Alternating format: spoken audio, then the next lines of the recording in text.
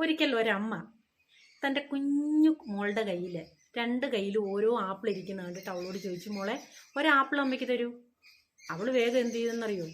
അവളുടെ വലത് കയ്യിലിരുന്ന ആപ്പിളിൽ ഒരു കടി കടിച്ചു. ശേഷം ഇടത് കയ്യിലിരുന്നതിലും. അത് കണ്ട് അമ്മയ്ക്ക് ഭയങ്കര വിഷമം തോന്നി. അമ്മ വേഗം ഒന്നും മിണ്ടാതെ അവിടെ നിന്ന് തിരികെ നടന്നു.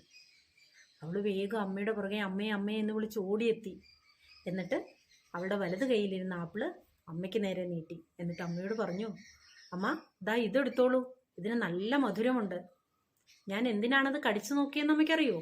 ഇതിലേതിനാണ് നല്ല മധുരമുള്ളതെന്നറിയാൻ. നല്ല മധുരമുള്ളത് അമ്മയ്ക്ക് തരാൻ വേണ്ടിയിട്ടായിരുന്നു. അത് കേട്ട അമ്മയ്ക്ക് ഭയങ്കര വിഷമം തോന്നി. കാരണം അമ്മ അവളെ നേരത്തെ തെറ്റായിട്ടായിരുന്നു ജഡ്ജ് ചെയ്തത്. അവൾ അമ്മയ്ക്ക് കൊടുക്കാണ്ടിരിക്കാൻ വേണ്ടിയിട്ടാണ് അവളത് കടിച്ചതെന്നായിരുന്നു അമ്മ കരുതിയിരുന്നത്. ഇതുപോലെയാണ് നമ്മളിൽ ഓരോ മനുഷ്യരും. നമ്മൾ പരിചയപ്പെടുന്നവരെ, ചിലപ്പോൾ നമ്മുടെ കൂടെയുള്ളവരെ നമ്മൾ പെട്ടെന്ന് ജഡ്ജ് ചെയ്ത് കളയും. ഓരോ മനുഷ്യർക്കും അവരുടെ ചില ദിവസങ്ങൾ, ചില സാഹചര്യങ്ങൾ, ചില സമയങ്ങളൊക്കെ വളരെ മോശം അവസ്ഥയിൽ കൂടിയായിരിക്കും കടന്നുപോയിക്കൊണ്ടിരിക്കുന്നത്.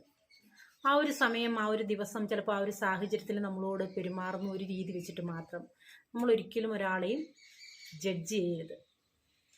അതുപോലെ തന്നെ മറ്റൊരാളുടെ വാക്കുകൾ കേട്ടിട്ട് നമ്മൾ വേറൊരാളെ വിലയിരുത്തുകയും ചെയ്യരുത്.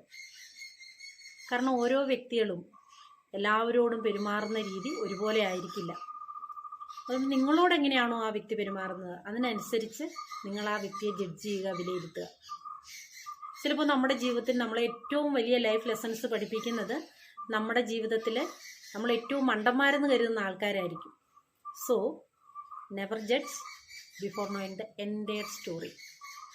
Okay, B positive, spread happiness.